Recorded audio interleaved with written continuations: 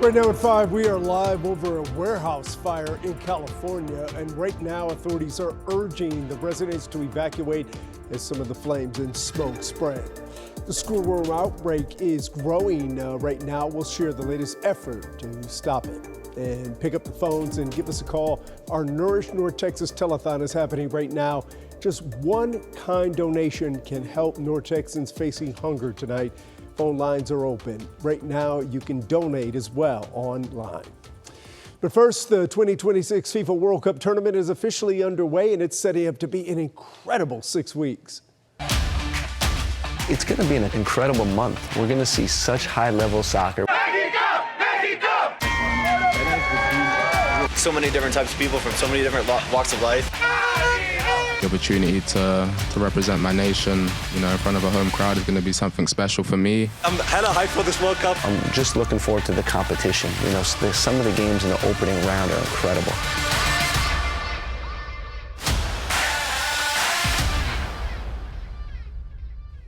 Yeah, the first match just wrapped up in the last hour or so, and excitement is at an all-time high in host cities across the world.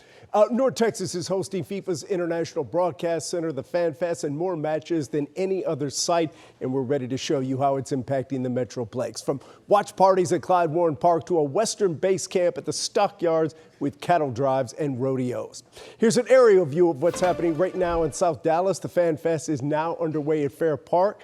A free event with live entertainment, food, games, and some massive TV screens. Thousands of fans just finished watching the Mexico-South Africa match.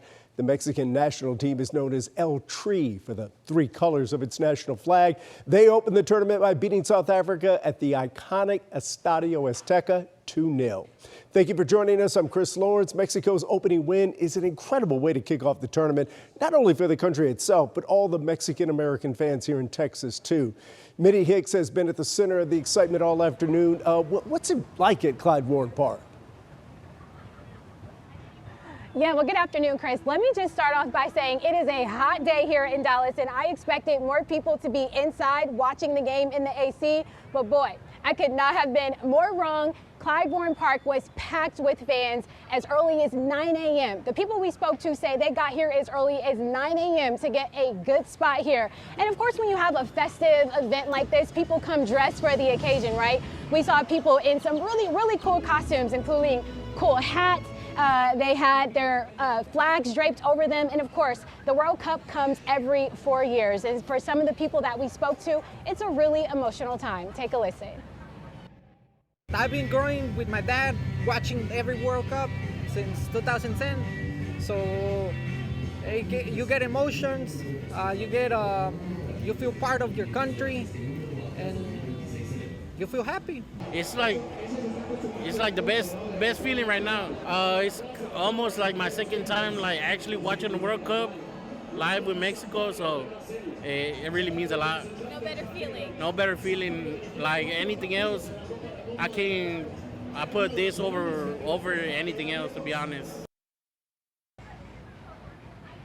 Now, FIFA says they are expecting millions of people to visit Dallas from all over the world, and we had a chance to speak to someone who traveled all the way from England.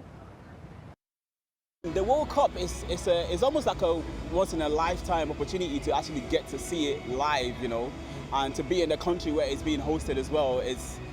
You don't get that every day. So for actual football fans, this is like a dream, really. So if you missed out on any of those watch parties today, the good news is that we'll be right back here tomorrow at Clyde Warren Park for another big game. Of course, that's the game between USA and Paraguay. In Dallas, I'm Mitty Hicks. Back to you. All right, Mitty, thank you very much. With the price of some of those tickets to watch it in person, got a feeling those watch parties are going to be very, very popular. The first match in North Texas is less than 3 days away now, and DFW appears ready for the moment. Crews have completely covered all the AT&T signage at the stadium in Arlington, and it's been transformed into Dallas Stadium for the next 39 days. The Netherlands and Japan will take the pitch on Sunday. We'll have a lot of folks in town, some of them for the first time. So, Stacia, how's traffic looking so far? So I think you have a lot of people probably heading into the DFW DFW area, getting into hotels.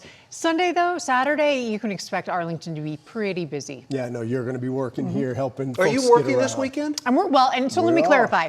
I think you'll have more traffic Saturday than we typically see in DFW because of the people that are coming in, but Sunday, Arlington's going to be crazy. Yeah. And yes, I'm working. Are you working? Well, only because I'm essential personnel.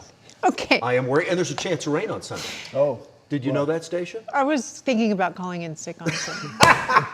Well, you just heard, there's going to be tons of watch parties that are outside. So the weather is going to be a factor for a lot of folks. No, it is. Yeah. It is. And with people going in and out of the stadium, somebody tweeted me the other day and they said, the stadium's going to have the roof closed. I said, I got it, but you have to be outside in order to get in. You walk from wherever you got off to get in. I was at an Eagles concert a couple weeks ago, and I was dropped off in Grand Prairie. Yeah. I felt like it was Grand Prairie. I had to walk so far to get in. But here's my forecast for Sunday.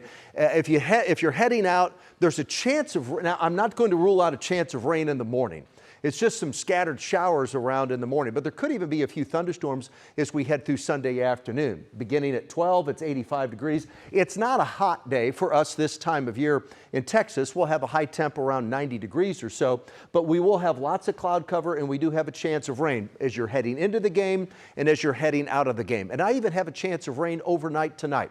I'll have my forecast. It does include a much better chance for rain, little chance overnight tonight and tomorrow morning, then a much better chance as we head through late Sunday night and then into the morning on Monday. I'll have that 14-day forecast coming up. Right now, it's Stacia's time to talk about the traffic. Stacia, give us an update. All right, let's go ahead and start with our traffic alert days because of the World Cup. Obviously, corresponding with the game days, heaviest traffic you can expect to see 3 hours before kickoff and 1 to 2 hours after each match ends. So put those dates on your calendar, especially if you typically frequent Arlington. Right now, things aren't looking too bad. I-30 at Ballpark, we're seeing a slight slowdown, and this is just because of rush hour traffic right along I-30 westbound as you're approaching Collins Street.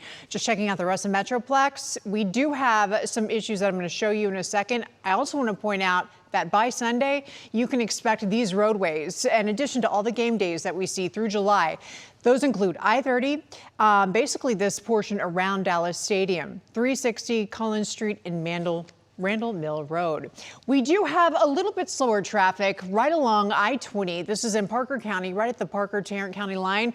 I don't want you to get too concerned. You see this bright stretch of red on your map. You do have periodic slowdowns along I-20 both directions, right around Aledo as a result of road work. But you can see that major backup we were watching at FM 1187, that already cleared. Do want to let you know that we have an accident. This is in the Duncanville area. Let me go ahead and get you that camera, show you what's happening there. This is 67. You can see in the northbound lanes at Wintergreen, traffic a little bit slower. One lane is blocked. Chris? All right, thank you very much, Stacia. Covering the World Cup is a team effort, and WFAA has been doing countless stories to ensure you have the best experience possible. Coming up tonight at 6, Richard Solomon is speaking with soccer fans who've traveled here from all over the world, and we'll get a look at how the tournament is bringing new life to parts of Arlington.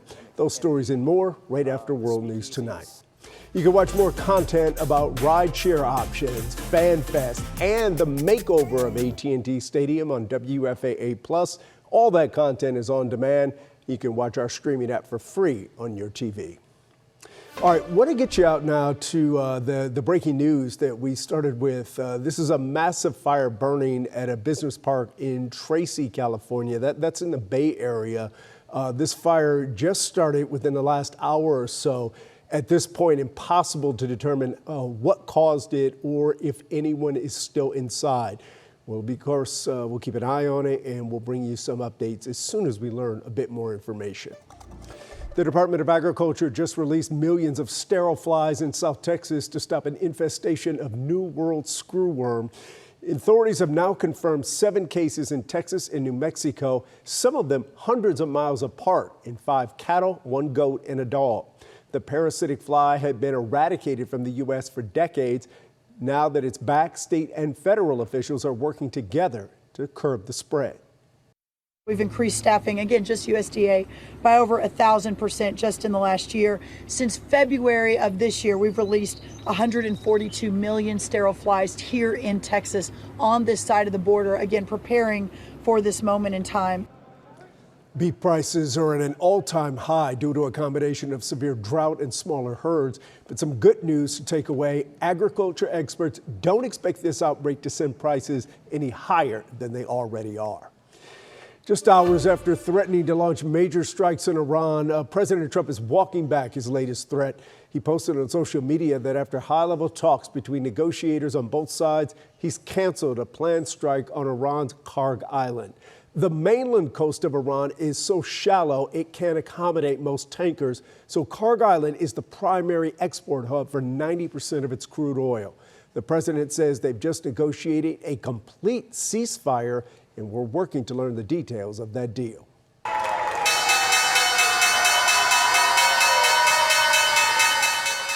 Investors quickly responded to what seems to be a de-escalation in the war.